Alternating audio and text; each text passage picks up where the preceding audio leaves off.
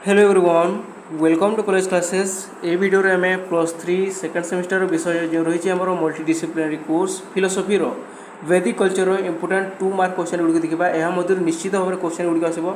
आम जो जो सिलेक्शन क्वेश्चन को देखुचे ताहा निश्चित भाव में पढ़ी पारुची तो समस्ते यही एमडीसी फिलोसफीर इंपोर्टेंट 2 मार्क क्वेश्चन गुड़ी शेष पर्यटन देखी दिंतु यह निश्चित भाव में आसो प्रथम बहुत सहज रही कौन से कड़ा विषय नुहे मुझे प्रथम कहीदे वेद विषय रही वेदर अर्थ कौन ठीक अच्छे वेदर अर्थ हो संस्कृत शब्द विद धातु आसी जार अर्थ हो जाना और ज्ञान लाभ करवा यह हूँ प्रथम पॉइंट रही मुख्यतः केतेटा पॉइंट करवा दुईटी पॉइंट करवा प्रथम पॉइंट हम वेद शब्दी संस्कृत शब्द विद धातु उत्पन्न होती जार अर्थ हो जाना और ज्ञान लाभ करवा तेणु वेदर अर्थ हो ज्ञान द्वितीय पॉइंट वेद भारतर प्राचीनतम पवित्र ग्रंथ और भारतीय संस्कृतिर मौलिक आधार अटे यहाँ समस्ते मनु मध्य लिखिपारे चारोटी वेदर नाम लिख ऋग साम यजुर अथर्व यहीपरि भाव आम गोटे पॉइंट लिखिदे हेब ना ताकू एक्सप्लेन करवा ऋग वेदर कौन रही देवता मान श्रुति मंत्र रही साम मध्य आमर कौन रही किपरि भाव गाना गाइबा आम गीत गाइबा यजुर्वेद कौन रही आमर यज्ञ संबंधी मंत्र अथर्व वेद बहुत जो गुड़ी गाड़ी रही संपर्क कहुई ऋग वेद कौन रही ऋग वेद हूँ 4 वेद मध्य सबुठ पुरातन अटे एथिरे विभिन्न देवता मान चरित्र स्त्रोत मंत्र उच्चारित होपरि भाव है आमर अरुण वरुण इंद्र इत्यादि गुड़िक नेक्स्ट हूँ साम वेद कौन साम वेद को गान देव वेद बोली कहुए ठीक अच्छे एठार मंत्र किपरि उच्चारण हे कौन भूल रही कि ताहा जानी हुए यजुर्वेद कौन रही अन्यतम गोटे इम्पोर्टेंट वेद यह यज्ञ वैदिक कर्मकांड संबंधी मंत्र और निर्देश रही यज्ञ किपरि संपन्न करा एवं क्यों मंत्र यह व्यवहार कर वर्णित रही नेक्स्ट हूँ आमर अथर्व वेद कौन यह हूँ आमर विज्ञान वेद अथर्व वेद हूँ चतुर्थ वेद ए स्वास्थ्य रोग निराकरण परिवार शांति समृद्धि और दैनंदिन जीवन संबंधी मंत्र और प्रार्थना गुड़िक रही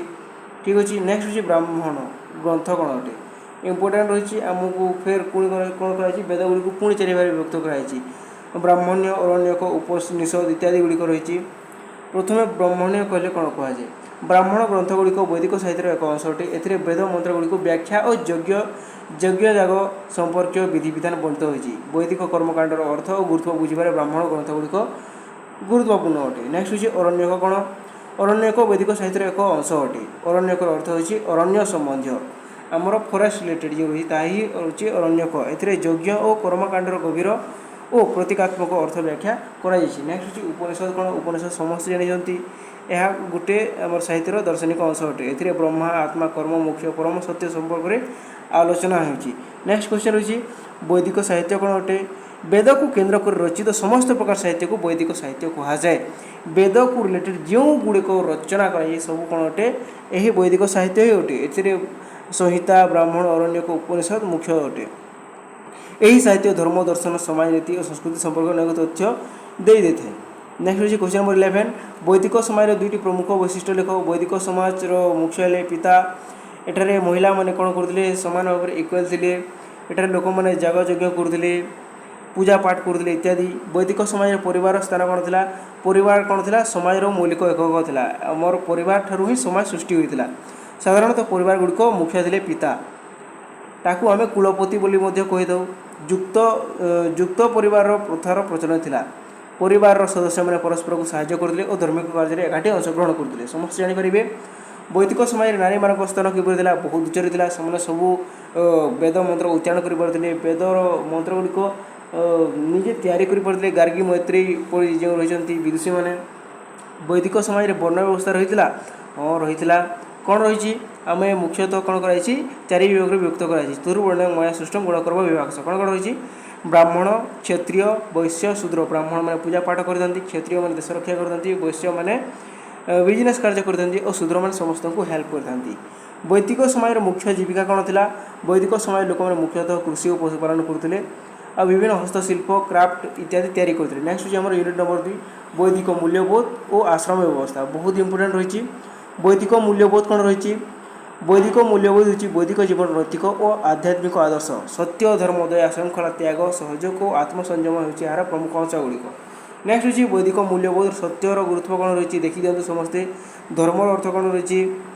आश्रम व्यवस्था कौन इम्पोर्टेंट मोस्ट इम्पोर्टेंट आश्रम व्यवस्था कौन रही मनीष जीवन को आम मुख्यतः 4 भाग में विभक्त करदे एवरेजली कौन करवा गोटे व्यक्ति जीवन को जदि 100 करदे ताहले कौन हम